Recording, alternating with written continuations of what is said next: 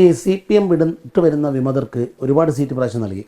ആയിഷ പൊറ്റി മുതൽ നമ്മൾ ഏറ്റവും ഒടുവിൽ ഇങ്ങനെ പയ്യന്നൂർ വരെ ഒറ്റപ്പാലത്തുണ്ട് ഇങ്ങനെ കിടക്കുകയാണ്. യഥാർത്ഥത്തിൽ ഇത് കോൺഗ്രസിലുള്ളവർക്ക് അവസരം കൊടുത്തില്ല എന്നുള്ള ഒരു പരാതി. അങ്ങനെ ഒരു പരാതിയില്ല. വ്യക്തികൾക്ക് പ്രസിഡന്റിന് സ്വാഭാവികമായിട്ട് അറിയാം. എനിക്കറിയാം ആ സീറ്റുകളൊക്കെ അതറിയാം. ഞങ്ങൾക്കിപ്പോ ചില ഇൻഡിവിജ്വൽസിന് ചിലപ്പോൾ അവർക്ക് ഈ സീറ്റ് എനിക്ക് കിട്ടുമായിരുന്നല്ലോ. പക്ഷെ അവരൊന്നും അങ്ങനെ ആരും പ്രകടിപ്പിച്ചിട്ടില്ല. എല്ലാവരും സ്വാഗതം ചെയ്തു. അതിൻ്റെ രാഷ്ട്രീയം എല്ലാവർക്കും മനസ്സിലാക്കി ഞങ്ങൾ ആലോചിച്ച് എല്ലാവരെയും കോൺഫിഡൻസ് എടുത്തിട്ടാണ് ഓരോരുത്തരും സ്വീകരിച്ചു. ഇവരിൽ ആരൊക്കെ ജയിക്കാൻ സാധ്യതയുണ്ട്? അവരിൽ അധികം പേരും ജയിക്കും. സുധാകരൻ ജയിക്കാൻ സാധ്യതയുണ്ട്. സുധാകരൻ ഉറപ്പായിട്ട് ജയിക്കും. ഈ ഇത്രയൊക്കെ അനുകൂല ഘടകങ്ങൾ പറയുമ്പോഴും ഇടയ്ക്കുണ്ടായ കുറച്ച് അസ്വാരസ്യങ്ങൾ, ഒരുപക്ഷെ അങ്ങ് മാനസികമായി വിഷമിച്ച കുറച്ച് അസ്വാരസ്യങ്ങൾ ഉണ്ടാവും. ആ സമയത്ത് അങ്ങ് പലപ്പോഴും തുറന്നു പറയില്ല. കാരണം തെരഞ്ഞെടുപ്പിൽ അങ്ങ് എപ്പോഴും ഓരോ വാക്കും ശ്രദ്ധിച്ച് പറയുന്ന ഒരാളാണ്. തെരഞ്ഞെടുപ്പുകളിൽ പ്രത്യേകിച്ച് സുധാകരൻ ഉണ്ടാക്കിയ ഒരു ടെൻഷൻ ഉണ്ടല്ലോ, അത് ശരിക്കും ഒഴിവാക്കേണ്ടത്. ഇല്ല, അത് മാധ്യമങ്ങളാണ് അതിനെ പെരുപ്പിച്ചത്. ഇപ്പം അതിലെനിക്ക് ഞാൻ അവസാനം ഇപ്പം കഴിഞ്ഞ 2 ദിവസത്തെ വാർത്താ സമ്മേളനങ്ങളിൽ ഞാനും കുറച്ച് വികാരത്തിൽ തന്നെ സംസാരിച്ചു. കാരണം എന്നാ പറ്റിയത്, ആ ഇഷ്യൂവിൽ ഞാൻ അത്ര കണ്ട് ആ ഇഷ്യൂവിൽ സത്യത്തിന്റെ ഭാഗത്ത് ഞാൻ നിൽക്കുകയാണ്. എൻ്റെ പേരിലാണ് ഒരു കത്ത്. ഞാൻ അങ്ങനെ ഒരു കത്ത് അയച്ചിട്ടില്ല, ഒരു കത്ത് എഴുതിയിട്ടില്ല എന്ന് ഞാൻ DGPക്ക് പരാതി കൊടുക്കുന്നു. ഇനി ഞാനൊരു കാര്യം കൊണ്ട് ദീപക്കിനോട് വെച്ചിട്ട്, ആരാണ് ഈ കത്തിന്റെ ആള്? അവർ പറയട്ടെ. ഞങ്ങൾക്ക് ഈ കത്ത് കിട്ടി.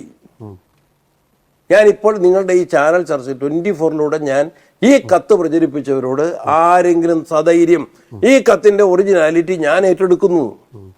എന്റെ ചലഞ്ചാണ്.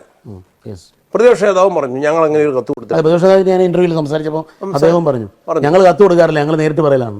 നമ്മൾ ഇതുവരെ 140 നിയോജകമണ്ഡലത്തിൽ ഞങ്ങൾ കത്ത് കൊടുത്തിട്ടില്ല. അതിന് സ്ക്രീനിങ് കമ്മിറ്റി സ്ക്രീനിങ് കമ്മിറ്റിയിൽ ഞങ്ങൾ അഭിപ്രായം പറയും. അത് കഴിഞ്ഞ് CEC സെൻട്രൽ ഇലക്ഷൻ കമ്മിറ്റിയിൽ ഞങ്ങൾ അഭിപ്രായം പറയും.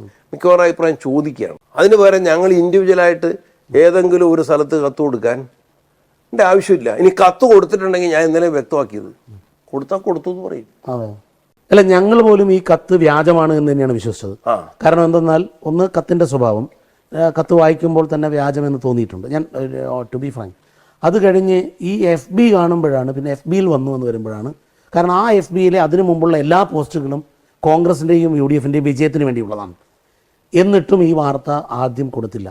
പക്ഷെ പിന്നീട് സുധാകരൻ്റെ ഒരു പ്രതികരണം വരികയാണ്, കത്ത് വ്യാജമല്ല എന്ന് പറഞ്ഞുകൊണ്ട്. അതെങ്ങനെയാണ് വരുന്നത്? അതെനിക്കറിയില്ല, അദ്ദേഹത്തോട് തന്നെ ചോദിക്കണം.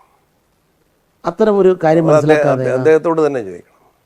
എനിക്കറിയില്ല. ഞാൻ അദ്ദേഹത്തോട് ഒരിക്കൽ ഈ കത്തിൻ്റെ ഇത് വരുന്നതിന് മുമ്പ് ഞാൻ അങ്ങനെ പറഞ്ഞിട്ടില്ല, പറയുകയും ചെയ്തിട്ടില്ല എന്ന് ഞാൻ പറഞ്ഞിട്ടുണ്ട്. അദ്ദേഹത്തെ ബോധ്യപ്പെടുത്തിയിട്ടുണ്ട്. പക്ഷേ അദ്ദേഹം ഇപ്പോഴും അത് ബോധ്യത്തിലായില്ല. അത് നിങ്ങൾ ചോദിക്കണം.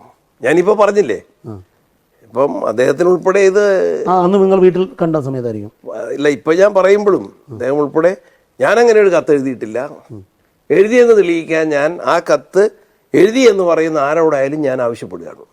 ഈ ഇതിൽ സുധാകരൻ ഇപ്പോഴും ബോധ്യം വരാത്ത അതെനിക്കറിയില്ല. ഞാൻ സംസാരിച്ചിട്ടില്ല. പിന്നീട് സംസാരിച്ചാൽ ബോധ്യപ്പെടും. അതെനിക്കതൊരു ഈ വിഷയം ഇലക്ഷൻ കഴിഞ്ഞിട്ട് സംസാരിക്കാം, ശാന്തമായിട്ട് സംസാരിക്കാം. സമയം കിട്ടണ്ടേ? റിസൾട്ട് വന്നതിന് ശേഷം സംസാരിക്കാം. അതല്ല, യഥാർത്ഥത്തിൽ അത് ഈ 2 മണ്ഡലം ലക്ഷ്യം വെച്ച് ചെയ്തതാണോ? പറവൂരും പേരാവൂരും, പ്രത്യേകിച്ച് പേരാവൂർ ലക്ഷ്യം വെച്ച് ചെയ്തതാണോ? അതൊന്നും എനിക്കറിയില്ല. അത് ചീറ്റിപ്പോയി. അത് പൊട്ടാത്തതാണ്. ഈ യഥാർത്ഥത്തിൽ ഈ ഒരു വിഷയങ്ങളെല്ലാം, അതായത് ഒന്ന് അതൊക്കെ UDFനെ സഹായിച്ചിട്ടേ ഉള്ളൂ. അറിയാവോ? അത് കള്ളക്കത്താണ് എന്ന് ജനങ്ങൾക്ക് നന്നായിട്ടറിയാം. ഞങ്ങൾ പറഞ്ഞതിനെയാണ് ആളുകൾ വിശ്വസിക്കുന്നത്. എനിക്ക് നല്ല ബോധ്യമുണ്ട്. ഈ കാഫിർ സ്ക്രീൻഷോട്ട് അനുഭവം കൂടെ ഉണ്ട്. അപ്പം അതിനിടയ്ക്കാ വന്നേ കാഫിർ സ്ക്രീൻഷോട്ട് കേസ് അന്വേഷണം ക്ലോസ് ചെയ്തു വാർത്ത വന്നില്ലേ? ഇങ്ങനത്തെ ഒരു കേസ് തെളിയിക്കാൻ പിണറായി വിജയൻ്റെ പോലീസിന് കഴിയില്ലേ? കഴിയാത്തതുകൊണ്ടാണോ? അത് വീണ്ടും ലൈവിൽ വന്നു.